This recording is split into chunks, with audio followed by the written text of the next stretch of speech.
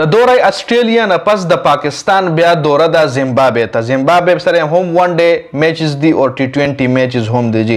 دغه ون ډے د پاره پاکستان سکواډ اناونس کړی دی د زیمبابوې خلاف خو مکمل نوې سکواډ دی نوجوان کھلاډیانو ته موقع ورکړی ده بابر اعظم پکې نشته شاهین شاه افریدي په دغه سکواډ کې نشته نسیم شاه په دغه سکواډ کې نشته ډېر غټ نمونه دغه سکواډ نه ډراپ کړل شوي دي جی مکمل سکواډ د سره شریک کوم کمنټ پم تاسو کوئ چې آیا پی سی بی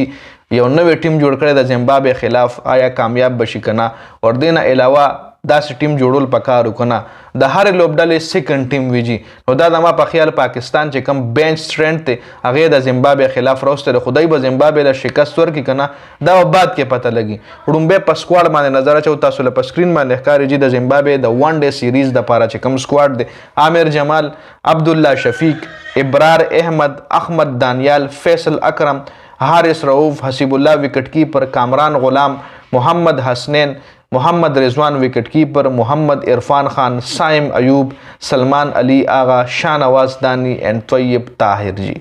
ښه ټیم دی ښه کھلاډیان یې پک کړي دي خدا کھلاډیان بالکل هم پکار دي دا نه چې بس دې میچ کې چانس ورکړي او میچ نیم کې چانس ورکړي بیا ډراپ کړي بیا هماغه فل سټرنټ ټیم چې کوم دی د کمزوري ټیم خلاف بوځي زیمبابوې دومره کمزوري ټیم هم نه دی زیمبابوې انډر اسټیمیټ کول نه دی پکار هم دې زیمبابوې په هر میگا ایونټ کې پاکستان ته شکست هم ورکړی دی په ټي 20 کې هم او په ون ډے کې هم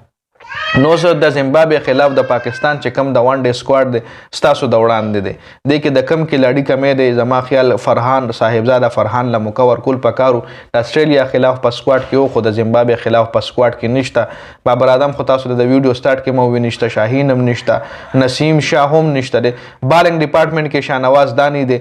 دین علاوه محمد حسنین دی وسره په فاست بالنګ کې د زیمبابوې چې کم وکټ ته کم پیچز وی په هغې باندې سپین هم ښه کیږي مطلب سپینرانو دپاره هم ښه وکټ وي داسې د دغه غوندې انګلینډ او د استرالیا غوندې وکټ نه چې صرف فاست بالرانو دپاره جوړوي نو یو ښه سکواډ د دې کې چې کم کھلاډیان دي هغه بالکل هم پکار دی او په دې کې بیټینګ کې که تاسو وګورئ عبدالله شفیق ته فیصل اکرم هم بالر او آلراونډر دی دا